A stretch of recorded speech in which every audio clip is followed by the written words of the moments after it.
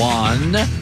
Joy Taylor is joining me. 1 year ago, Joy, did we go to the Super Bowl? Was that last year in Miami? Yep.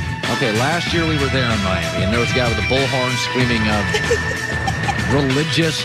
It was I'm impressed with you all the time, but I was really very impressed because you did not miss a beat.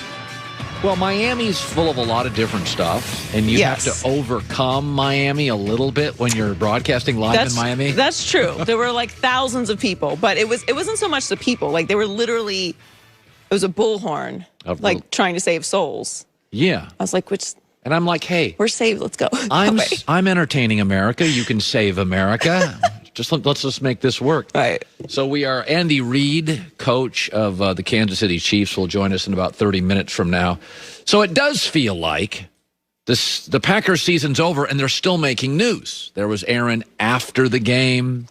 Then we see Aaron yesterday in the back of a pickup truck, funny video. And now a former teammate, TJ Lang, came out yesterday in a radio station and talked about Aaron Rodgers is hell-bent on revenge for Green Bay. Here it is. I think he's going to be hell-bent on some revenge, man. I think he was quietly pissed when they took Jordan Love a year ago. I think he's going to make him pay, man. I think he's going to want some sort of new deal where they guarantee a couple more years for him, security-wise, being in Green Bay. I don't think he wants to go anywhere, but I think he's going to hold their feet to the fire and say, hey, you're going to keep me around. A, you're going to pay me, and B, you're going to bring in some players that I want to play with where we can take this next leap. I'm not bothered by any of that. In review, A, Aaron Rodgers a little upset they had needs and drafted a quarterback. I get that. B, he wants him to finally go all in. Yeah, that'd be nice. And a C, he wants to get paid his actual value and potentially get more security. I'm okay with that. That doesn't sound like revenge.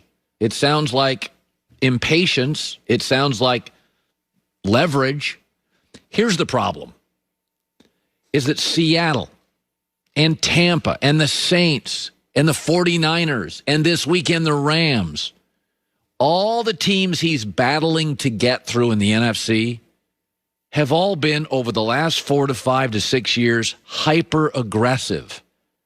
Big swings. Jamal Adams, Carlos Dunlap, Emmanuel Sanders, big swings. Matt Stafford, now a Ram. And the Packers went out and spent a little money on Zadarius Smith, a nice player. Like, I get it. The reason Aaron and Green Bay are always in the news, because this is why it's the most unique relationship in the NFL, and this is not all Aaron's fault. In fact, I back Aaron on this. The Packers and Aaron are driven by two different things. And it's not like that with Mahomes in Kansas City. It's not like that with Brady, Bucks or Patriots. It's not like that with any other quarterback in the league. But Green Bay and Aaron are driven by two different things. Green Bay is driven by fear, which is such a drag when you're a rock star. They're driven by fear. They don't want to be irrelevant. They don't have an owner. It's owned by the community. And when Vince Lombardi left, they went 25 years and they had 2 playoff appearances. I grew up and the Packers were irrelevant before Favre. Nobody talked about the Packers post-Lombardi to Favre. It was Cowboys. It was the Washington football team. If you looked around the NFC, it was Philadelphia. It was Chicago for a while in the 90s. They were irrelevant. And they're fear-based. And everything is that's why go look at last year's draft. It was all about fear. Let's get Jordan Love. You know he wasn't going to play for 3 years, but it was, we just don't want to not have a quarterback. We remember when we didn't. Nobody talks about us for 25 years. And then in the second round, they get a running back. Did they need a running back? No, they had 2 great running backs. It was to protect them when Aaron Jones now is a free agent. It was all about protecting, playing it safe, putting away your retirement, paying off your house. Aaron's not driven by that. Aaron's the California kid. He's aspirational. He is hedge fund. He is big swing. He is going for it. He's the rock star with these super conservative parents, and it wears him out. And I side with Aaron on this. Green Bay is the smallest city that there's 3 or 4 times they've been irrelevant. Bart Starr, Favre, Rodgers. When they didn't have quarterbacks, nobody cared about them. And that matters when you don't have an owner. And you are the smallest market, and you own the team. It's all fear-based nonsense, which wears me out. They're constantly building for that retirement. They put money in their pension. And Aaron's a rock star. He's throwing money all over. He's an angel investor taking big swings. And so 30 years, Green Bay has 2 Super Bowls. That's with Favre and Rodgers. So you can win them, but they should have 3 times that. And what's really troubling for Aaron is this wasn't really as noticeable when he entered the league. But because of so many young, aggressive general managers, John Schneider in Seattle is aggressive, and John Lynch in San Francisco, and Les Snead in Los Angeles, you get these young, Howie Roseman, Philadelphia, these young, super aggressive general managers making deals, and Green Bay's always sitting on their hands. So it gets jammed into Aaron's face. I'd be upset too. You're being compared to Russell Wilson and compared to Tom Brady and compared to great quarterbacks. But those guys have owners and teams with the same agenda, with the same aspirations. Green Bay's all about fear. It's all about putting it away, protecting yourself, never getting caught without a quarterback.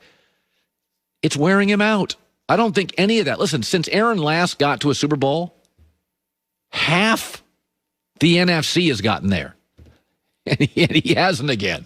And in that time, he's inarguably, maybe Russell Wilson, but he's been the best NFC quarterback on average over that time. So when I hear TJ Lang talking about that stuff, that doesn't sound unrealistic. He's worn out. He's driven by big swings, going for it. He's kind of an aspirational California kid, and he's in the smallest city that's petrified to be irrelevant, and I think he's over it. I would be too. Now, obviously, Sunday, Tom Brady, Mahomes. Brady is a little bit...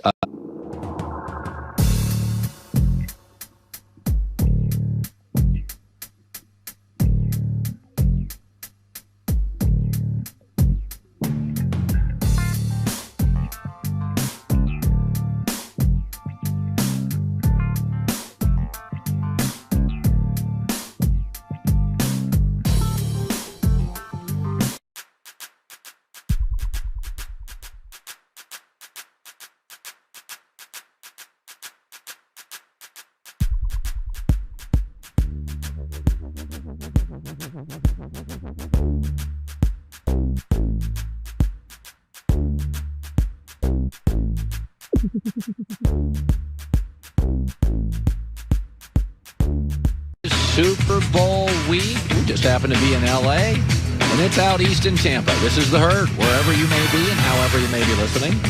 Fox Sports Radio, iHeartRadio, and FS1.